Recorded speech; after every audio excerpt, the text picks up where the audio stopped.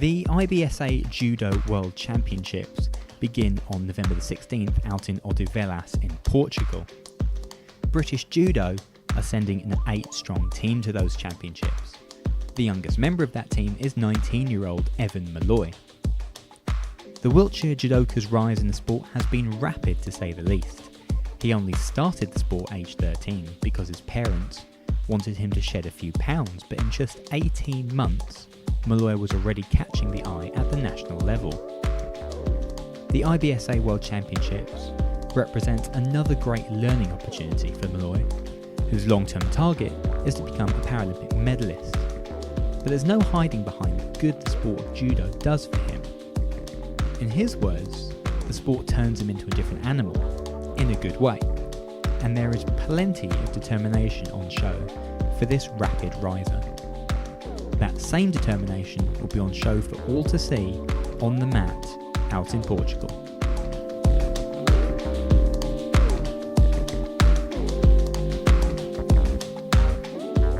Evan, is a very warm welcome to the podcast. I know it's been a very busy day, packed full of media commitments left, right and centre, as well as some training for you as well.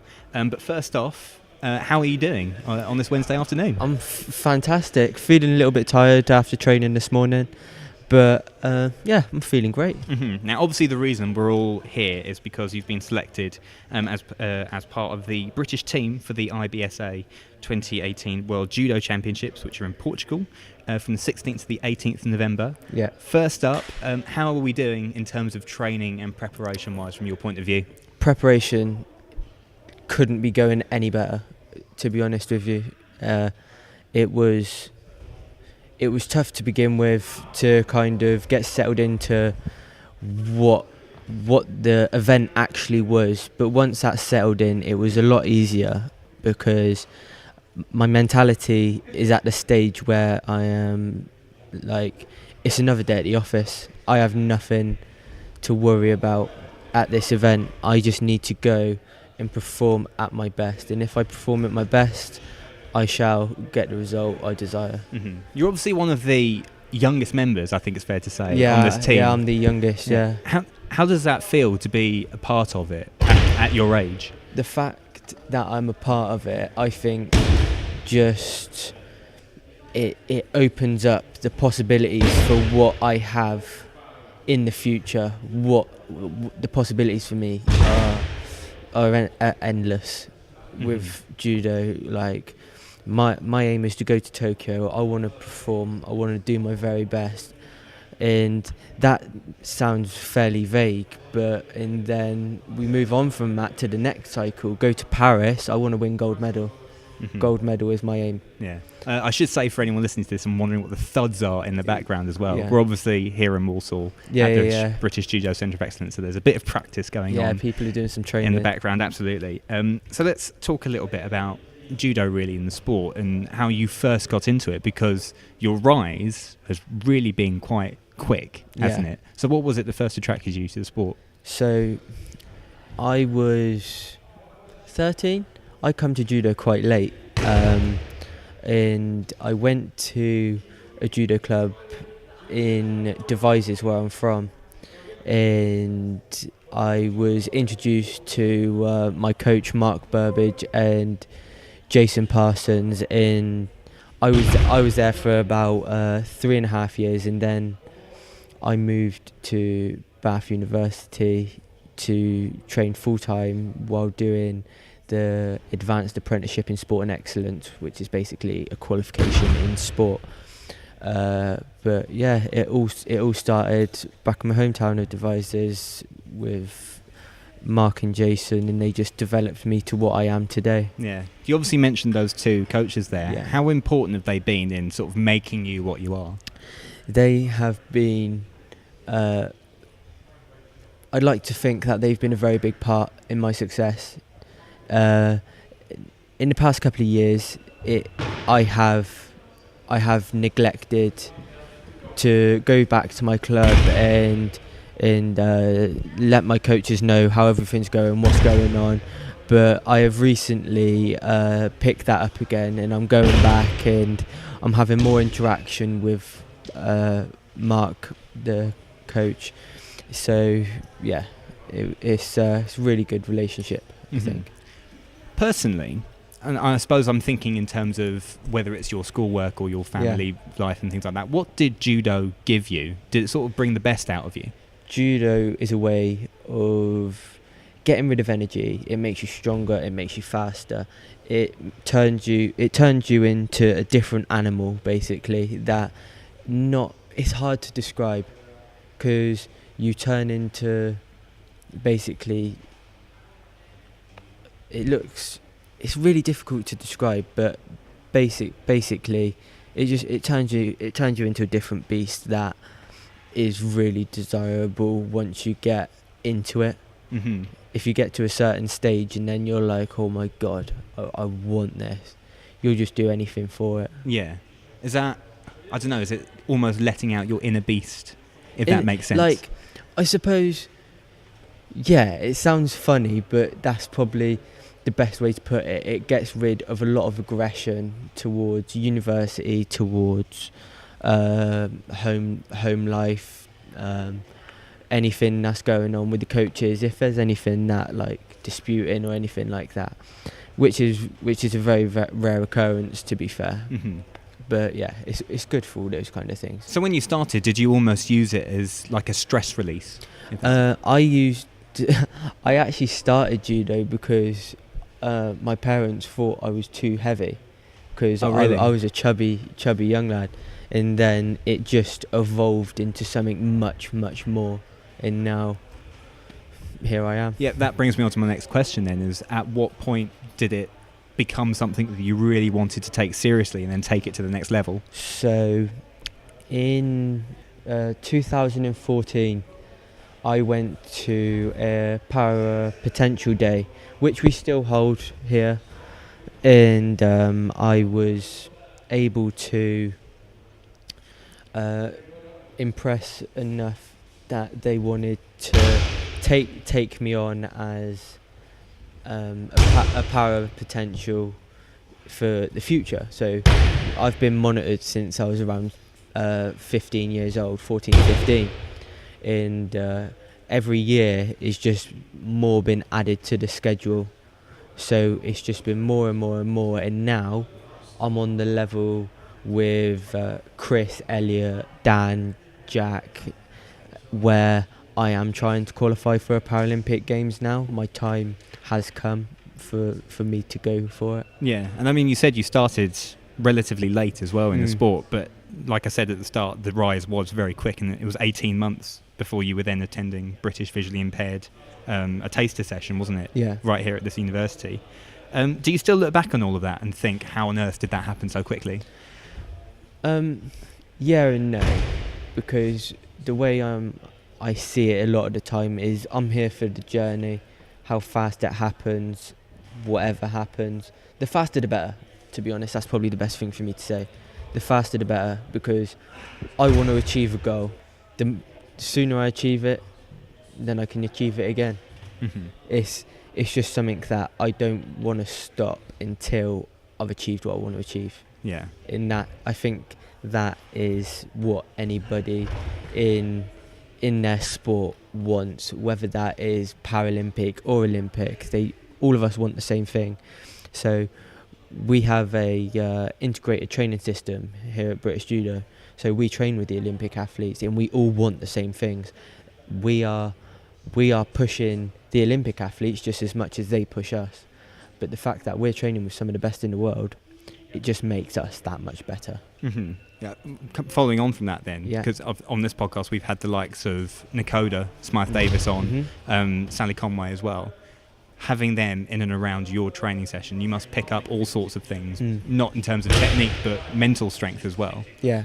So Sally and Nakoda, they are near enough the perfect athletes that you want. Watching Sally do what she does on a weekly basis is ridiculous. Her nutrition is there. Her training is there. She knows when to bring the intensity. She knows when to take it back a bit. And same with Nakoda, and to watch that is a privilege on its own. Because that's something we're always interested in tapping into, because for a lot of people it's easier said than done, is having that level of determination for your sport. Was that something that came very easy to you, or was it watching people like Sally and Nakoda that you picked that up from? Like going back a bit, where you said you said it happened very fast. I haven't had the time to think about it. You've just been carried away with it. I've just done what I've been told, and that has probably been the best way for it. Because if you have time to think about it, I truly believe no matter how you look at it, you will doubt yourself at some point. And where it's happened so fast, I haven't had that opportunity, and I'm glad that I didn't. So in terms of then, because obviously we have the World Championships coming up in November, how does your training and preparation wise, what happens between now and that start date when you first get out there?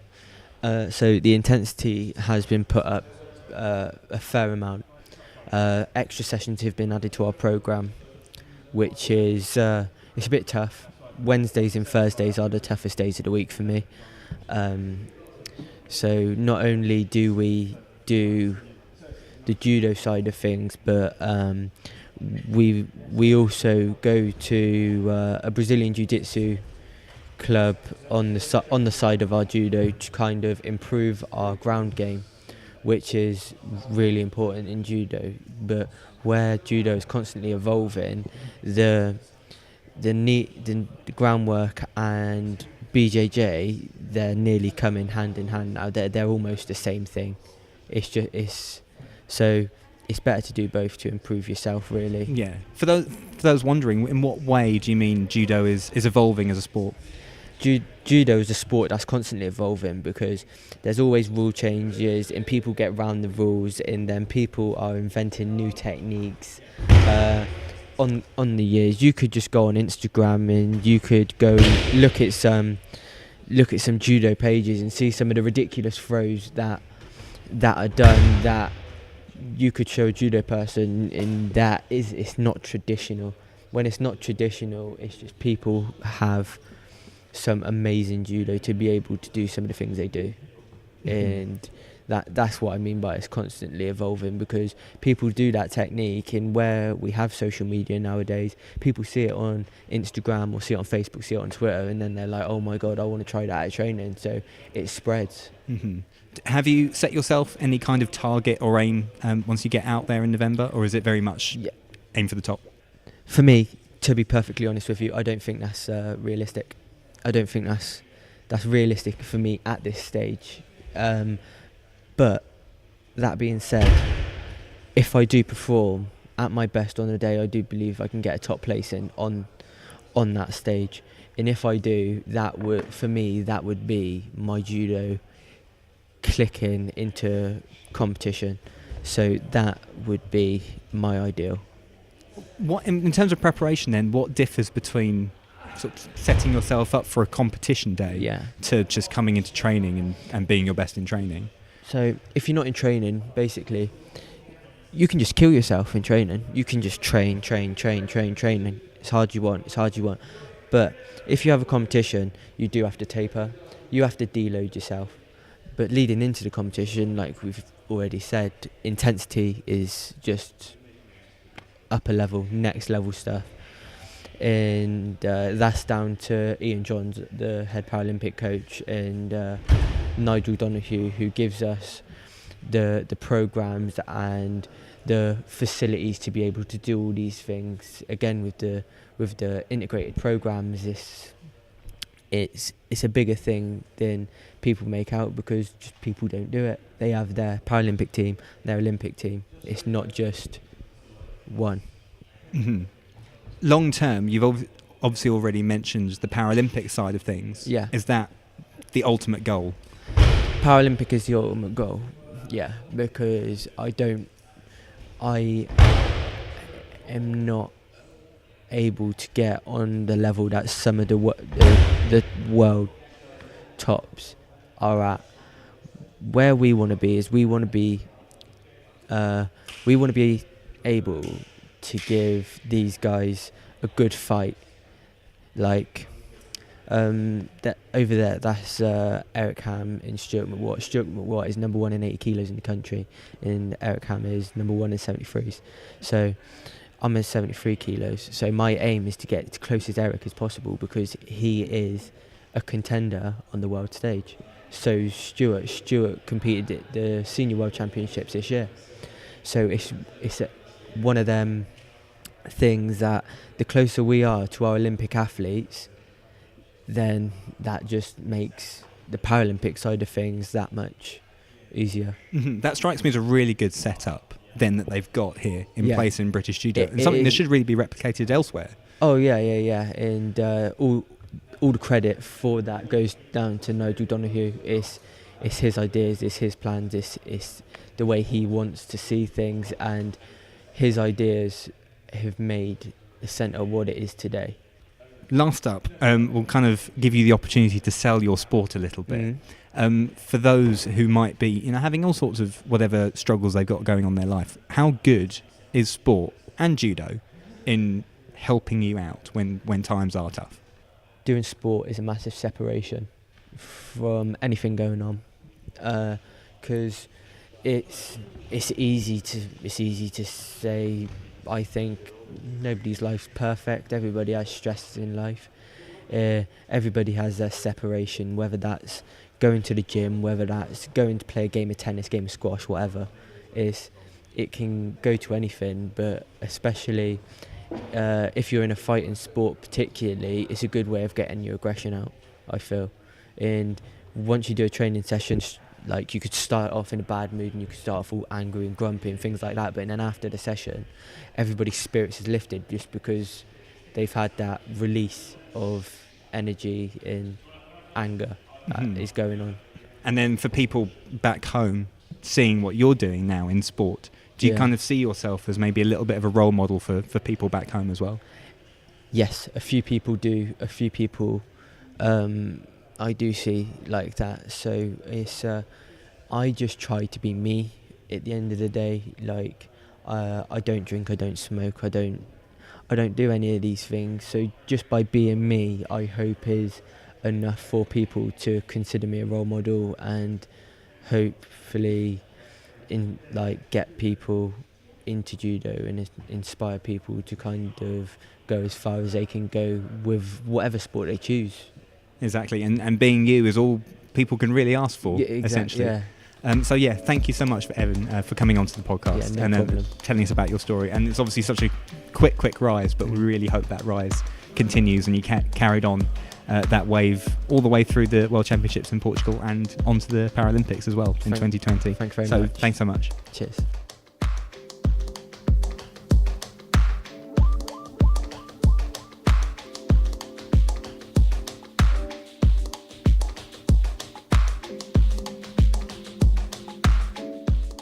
Thank you for listening to this Judo Special. You can subscribe on podcast platforms everywhere and find out more about us on our website, sportspielonline.com. Don't forget to tune in to our next Judo Special episode ahead of the IBSA World Championships, where we chat to Rio 2016 Paralympian Jack Hodgson. That episode is out on November the 11th.